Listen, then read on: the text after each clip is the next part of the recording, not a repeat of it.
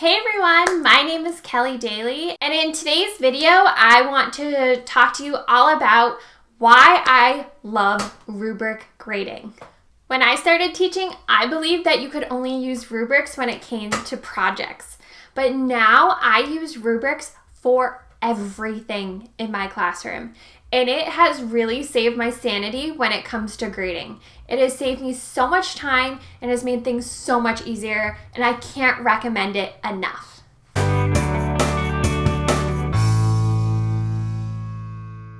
Before we jump into talking about rubric grading, I do just want to share with you that this is all part of my bigger standards-based grading system.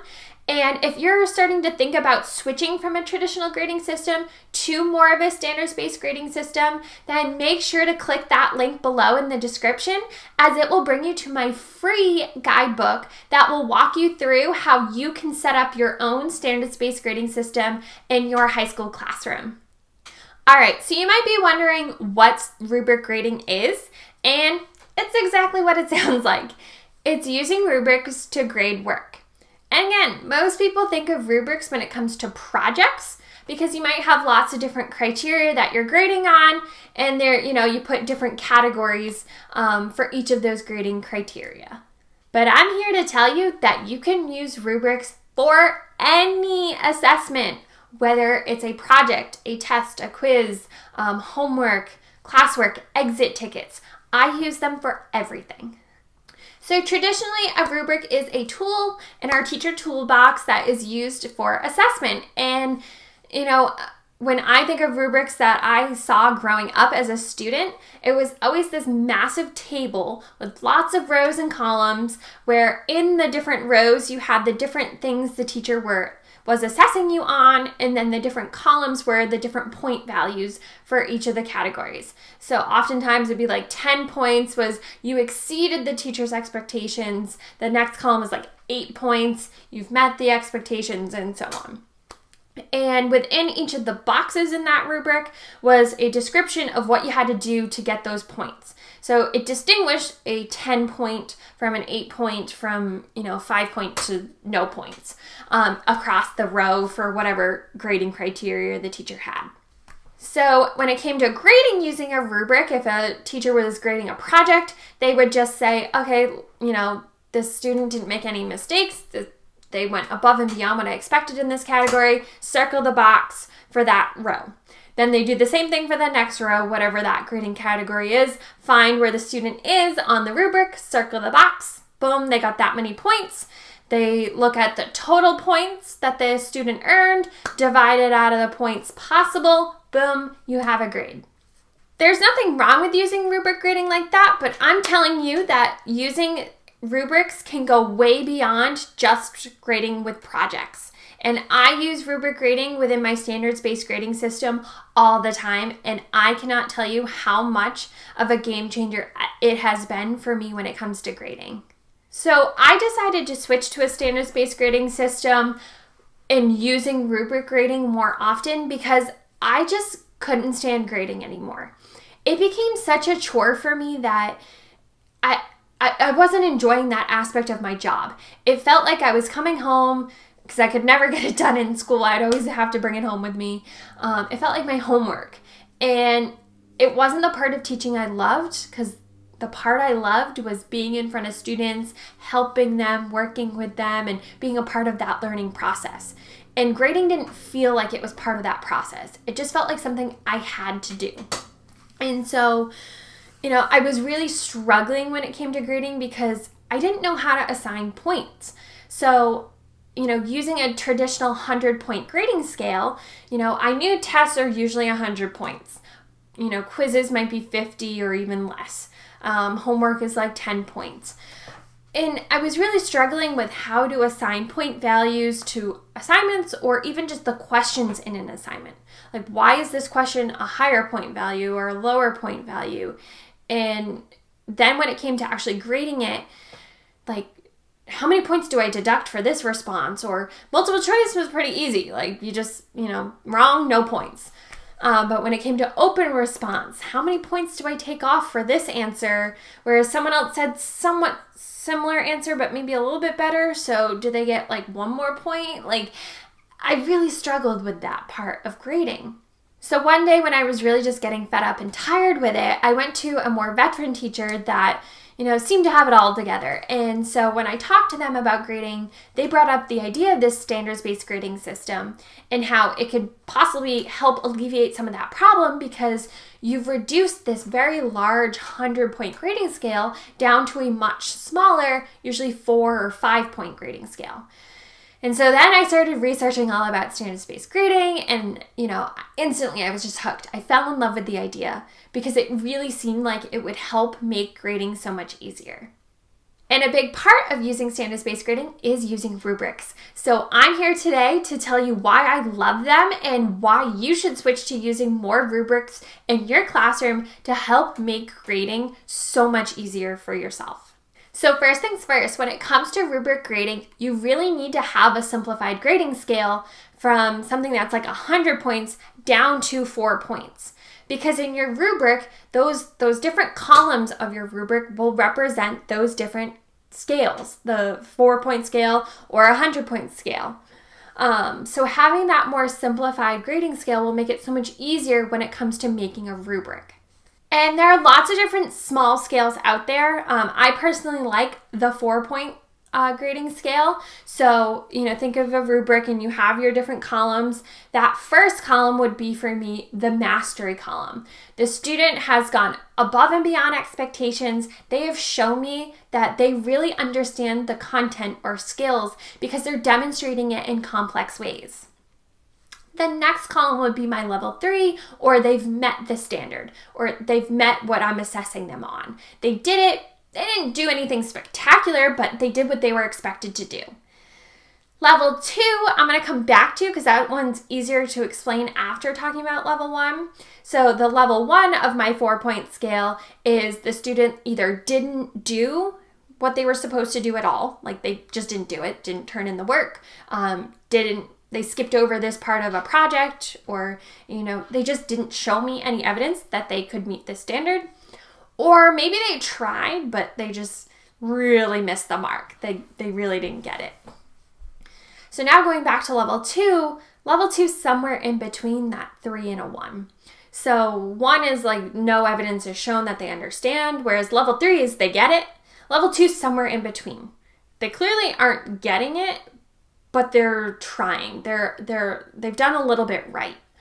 So they've shown me some attempt at doing it correctly, but there's still some more that they can improve on. And a lot of kids fall into this 2 category. They're not there yet, but they're not completely missing the mark. So that level 2 often will be used. So in your rubric, you'd have those different columns, the 4, 3, 2, 1. The different rows would be, the different things you're grading. So with a project, it's usually, is the content there? Is it organized? Is it creative? Spelling? It would be your different rows. Whereas if you were using a rubric like this with this scale for a test or quiz, you'd have the different standards that you're assessing on, and for each standard you would assign the 4, the 3, the 2, the 1. So rubric grading can definitely seem overwhelming because it might sound like a lot more work up front, but you can save so much time by creating a rubric template. So you can create templates in programs like Google Sheets, Excel, even I love Google Slides because I think Google Slides is so easy to use. But you make a template, a basic table with your columns and your different levels, and you can apply this and use this rubric template time and time again, whether you're using it for a project, you're using it for a test quiz. By having that basic setup ready to go, it becomes very quick and easy to make any new rubric for any new assessment that you're making. One of my favorite rubric templates to use is something I came across reading a blog on Edutopia, and it was called the single point rubric.